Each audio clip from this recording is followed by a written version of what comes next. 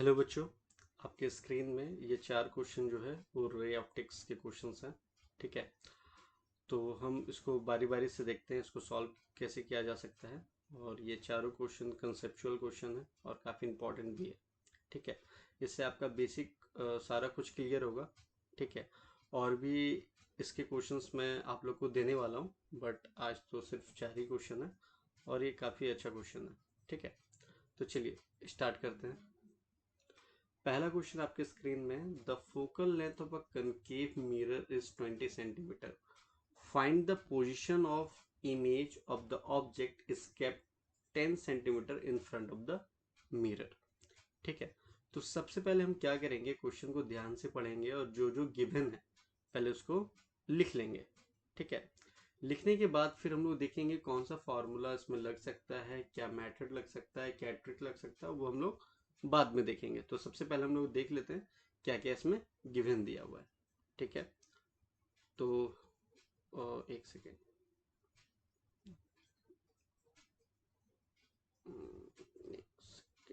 Okay, देखिए, तो हमें फोकल लेंथ दे रखा था।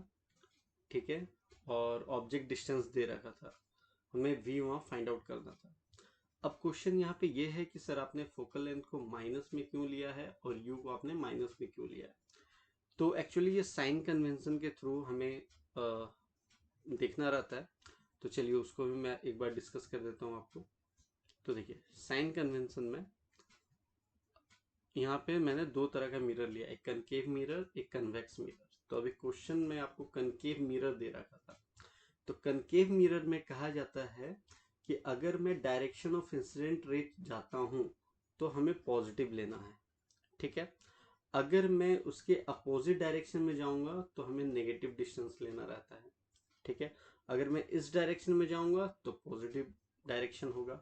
ठीक है, तो ध्यान से देखिएगा, जो हमारा फोकल लेंथ है या ऑब्जेक्ट डिस्टेंस है, हमें से पोल से हमें इस तरफ की ओर देखना रहता है। ठीक है, तो इसलिए सभी चीजें जो है वो हम लोग नेगेटिव लेते हैं। ठीक है, और ऑब्जेक्ट हाइट और इमेज हाइट अगर मान लीजिए ये प्रिंसिपल एक्सिस के ऊपर अगर हम लोगों ने लिया है तो उसको पॉजिटिव लेंगे, अगर वो डाउनवर्ड्स होता है तो उसको नेगेटिव लेंगे। तो ये साइन कन्वेंशन आपके दिमाग में एडजस्ट होने चाहिए। ठीक है, कोई भी न्यूमेरिकल करने से पहले। ठीक है, तो चलिए बैक टू क्वेश्चन।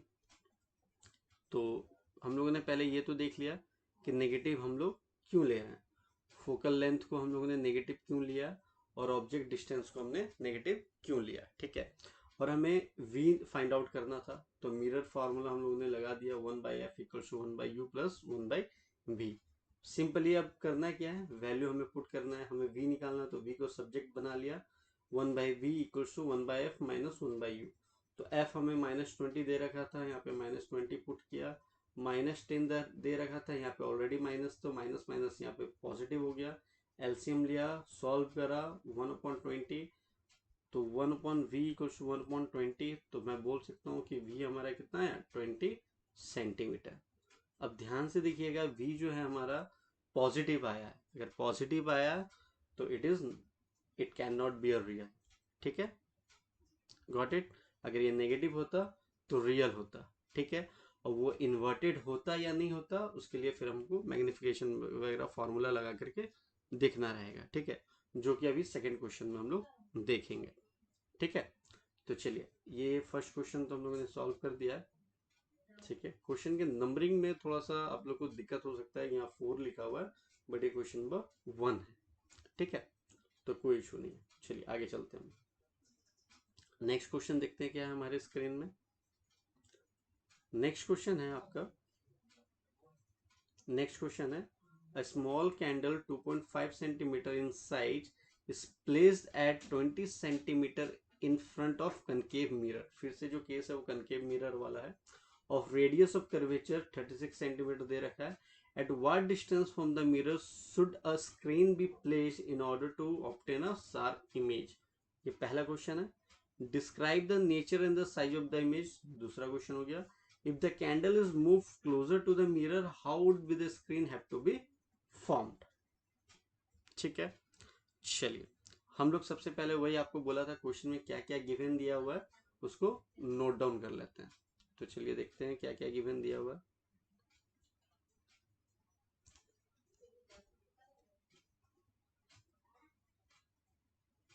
चलिए एक सेकेंड।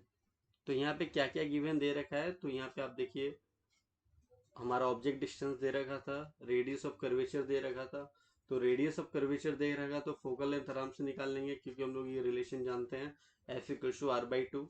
तो आर मेरा -36 है, -36/2 किया तो -18 सेंटीमीटर आ गया। ठीक है। एच नोट भी हमें दे रखा है क्वेश्चन में 2.5 सेंटीमीटर। ठीक है। साइन कन्वेंशन आप लोगों को पहले ही मैंने अभी डिस्कस कर दिया है।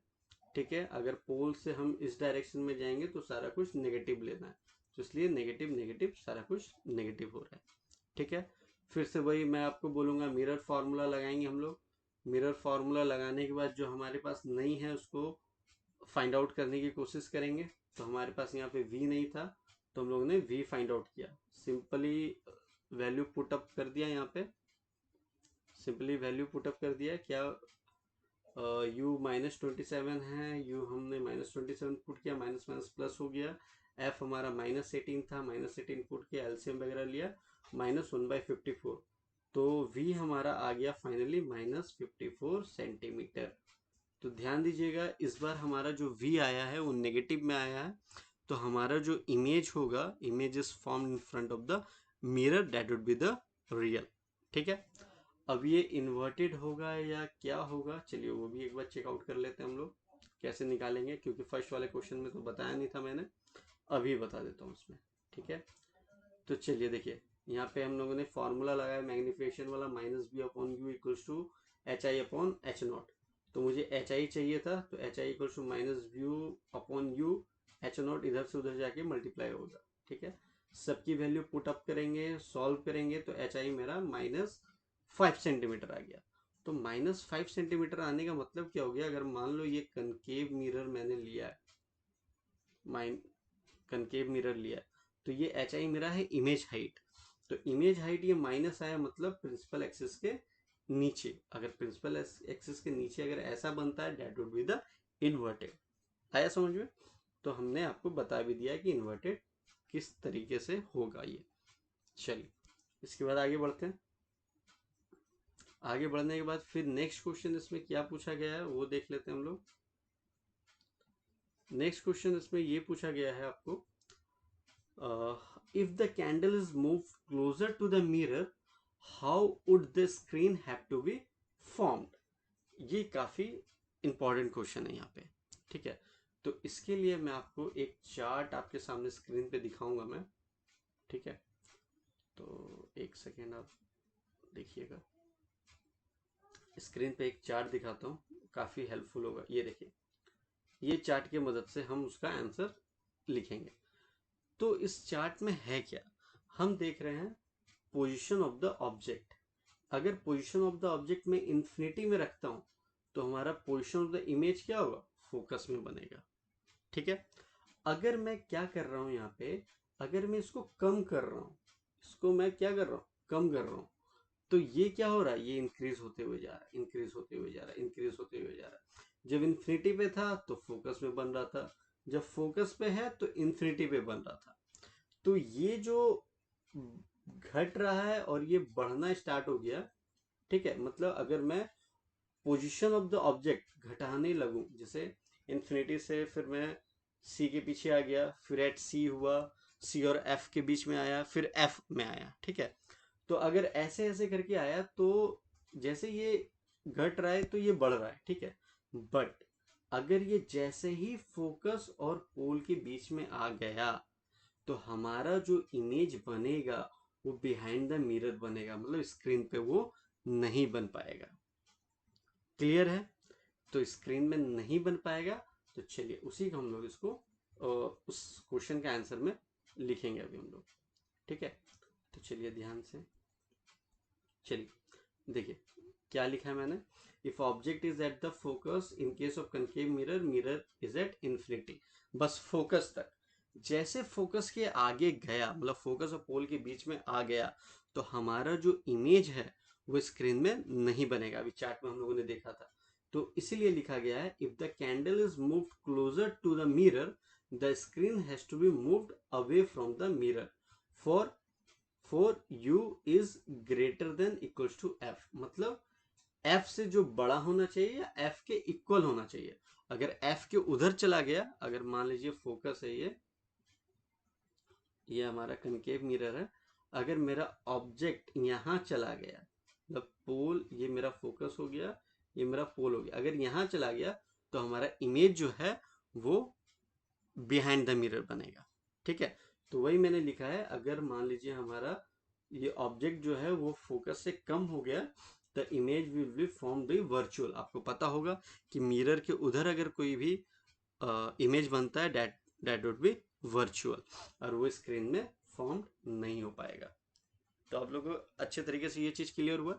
एनसीईआरटी का क्वेश्चन है, काफी इंपॉर्टेंट है, तो ध्यान से करना है। ठीक है, चलिए आगे बढ़ते हैं हम लोग नेक्स्ट क्वेश्चन में। नेक्स्ट क्वेश्चन क्या है? नेक्स्ट क्वेश्चन कह रहा है find the speed of light in glass of refractive index 1.5। तो चलिए ठीक है, चलिए देखते हैं इसको। एक सेकेंड, इसको पहले रब कर लूँ मैं। ठीक है, और एक सेकेंड।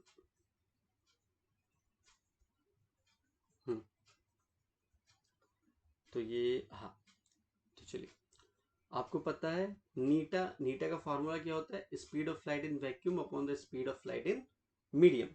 तो नीटा इक्वल्स टू हो गया हमारा सी अपॉन वी। नीटा हमें दे रखा है रिफ्रैक्टिव इंडेक्स ऑफ ग्लास 1.5। ठीक है, सी हमारा क्या है? स्पीड ऑफ लाइट 3 × 10⁸, और वी तो हमें फाइंड आउट करना है, speed of light in medium हमें फाइंड आउट करना है। तो वी हमारा इधर आ जाएगा 3 × 10⁸ अपॉन 1.5। 1.5 ये 2 से जाएगा, तो आंसर हमारा आ गया 2 × 10⁸ मीटर पर सेकेंड। काफी आसान क्वेश्चन था ये। ठीक है, चलिए नेक्स्ट और लास्ट क्वेश्चन की तरफ हम लोग चलते हैं। हमारा लास्ट क्वेश्चन क्या है? लास्ट क्वेश्चन है, काफी इंपॉर्टेंट है ये क्वेश्चन।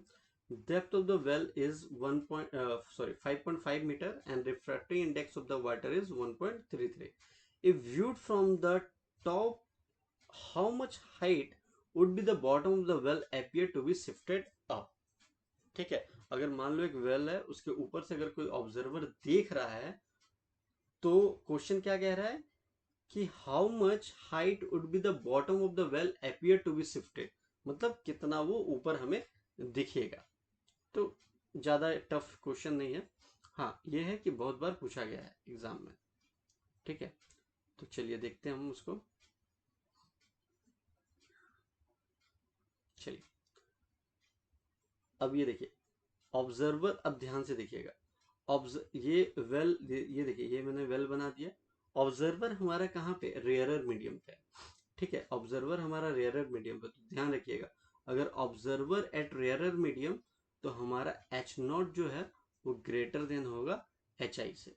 अगर ऑब्जर्वर एट डेंसर मीडियम में होगा तो HI is greater then H0 होगा। इसको ध्यान में रखिएगा।